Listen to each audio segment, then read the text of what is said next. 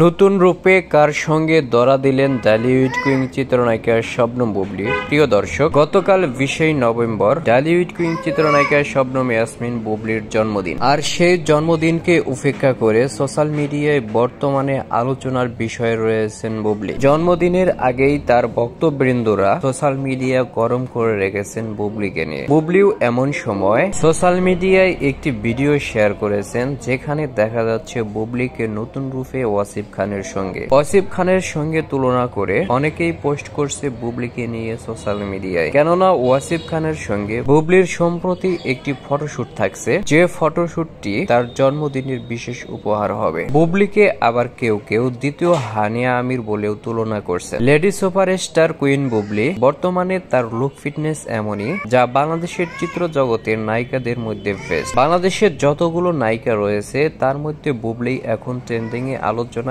এবং একমাত্র কাজ করে যাওয়া ব্যক্তি। তাই তো বুবলীকে নিয়ে জন্মদিনের আগেই এত মাতোয়ারা। তো প্রিয় দর্শক, অপেক্ষায় থাকুন আপনার প্রিয় অভিনেত্রীর কালকের জন্মদিনের। দেখতে থাকুন বিশেষ আপডেট আমাদের চ্যানেলে।